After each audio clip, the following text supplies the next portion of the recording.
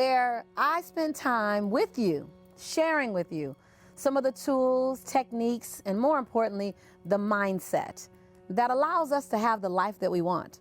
But more importantly, the life that we deserve. You know, I love reading your comments. You know, I love just hearing from you and hearing your thoughts and your feedback. On the episode, Why You Control Your Own Joy. L. Jermaine Russell. You said, I love this, quote, "Thank you so much for your wisdom, Lisa. My aha moment during your video was the 80-20 circle of energy rule. 80% of my energy in my circle of influence, while 20% of my energy should be in my circle of concern." Woohoo! That is everything. I love what you say then. You go on to say, I'll be reading 7 Habits of Highly Effective People this weekend. That book is just phenomenal. I gotta tell you, I didn't understand all of it, to be quite honest with you. I went back and read 7 Habits of Highly Effective Teens when my son read it. And that was powerful, and it was simplified. So I'm so excited that you're reading El Jermaine. And Shantae goes on to say, by the way, Shantae, that's my middle name. Quote unquote, "Lisa, this is really good and shareable as always," to the same episode. She goes on to say, "What I'm walking away with is no one owns your journey." Isn't that something to walk away with? And that I need more like-minded people around me daily. Yeah, don't visit the like-minded people. Stay hanging, remain with the like-minded people and visit those other folks. I love your comments.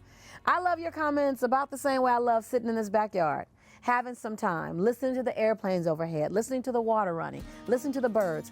They make my soul feel as good as these experiences do as well. So keep your comments coming.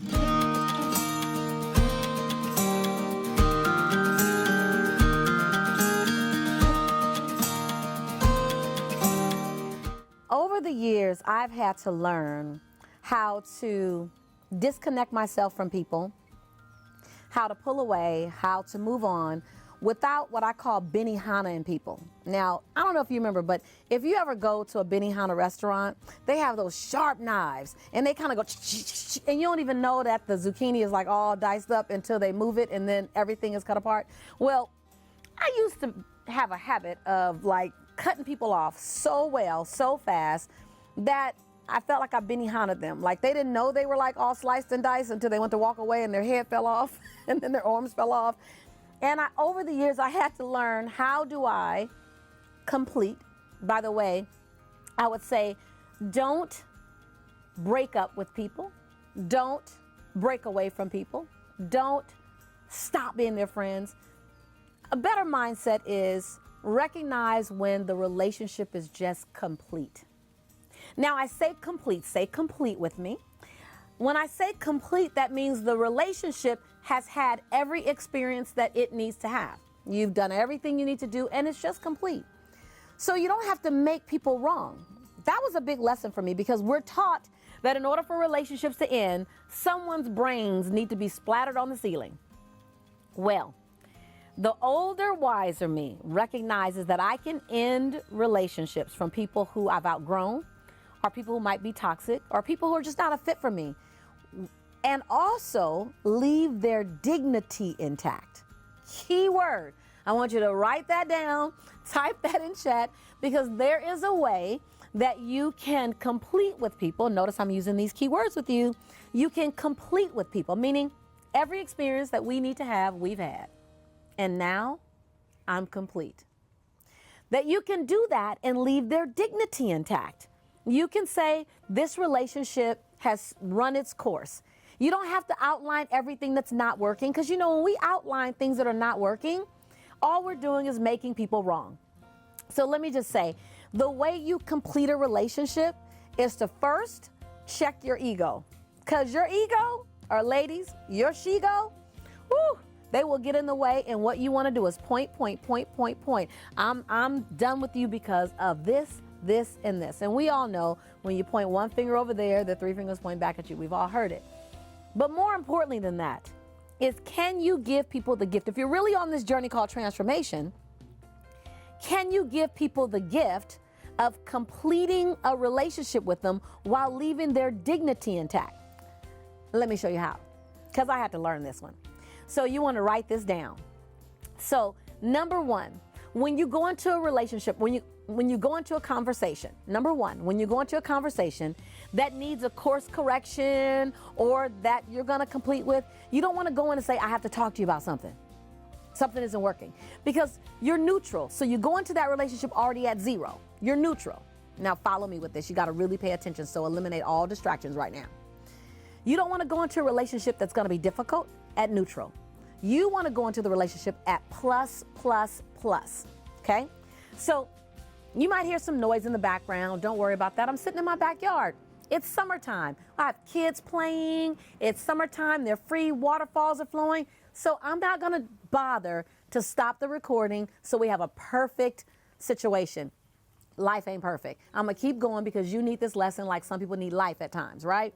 So you go into a conversation at zero when you say, I need to talk to you about something. Instead, I want you to think of it this way. When you go in at zero and then you say, what's wrong? I need to talk to you. This doesn't work for me. This doesn't work for me. Every time you say this doesn't work for me, you go down one notch. -1, -2, -3, right? Most people do that. Almost everyone does that. Look, we need to talk. As soon as you say that, people are like, oh, what? And then you go on to all the things that don't work for you, right? Well, that takes them down. -1, -2, -3. You never get back up, which is why brain splatter ends up on the ceiling, because you can never get up to neutral again. You started and you took them down, and you guys couldn't get back out. Let's try this. So I want you to get a piece of paper out, and I want you to write zero and draw a line like it's a guiding line, and write zero right in the center of that line. And then write -1, -2, -3 below the line. Instead of starting with I need to talk to you about something and going into what's wrong, I want you to start every challenging conversation, and I want you to take them up, plus them. Think about it, +3 me, +3 me, +3 me, right? Which means I need to talk to you about something. First of all, what I want to tell you is what I love about you, +1. What I respect about you is +2. What I appreciate and honor you for, +3. What I realize is that I'm really complete with this relationship. There are parts of it that's not serving me anymore, and it's time for me to move on, +2. I need to love you from a distance. I just need space, +1. And I need that space to begin now, 0.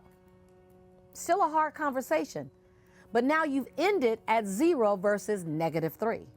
Still not easy to have. I didn't say it was going to be easy. But when you +3 me, you actually add value and add energy to who I am and affirming me. Because even in the worst relationship, even in the most negative situation, you can find things to love people for, to appreciate them for, and to honor them for. And then they're the things that don't work. +3 me, and then course correct me. +3 me, and then complete with me. +3 me before you do anything else. So in any conversation with a coworker, with a child, with a loved one, with a romantic interest, with a friend, +3 me. And then let's manage what can be fixed, adjusted, or shifted in our relationship. Remember, this is not a monologue. No way, Jose. I am not interested in being the only person talking here. I want to hear from you. Your words mean everything. I think what makes this channel so unique and so delicious and so dynamic is the conversations that we have in chat around the videos, around the messages. I would love to hear from you.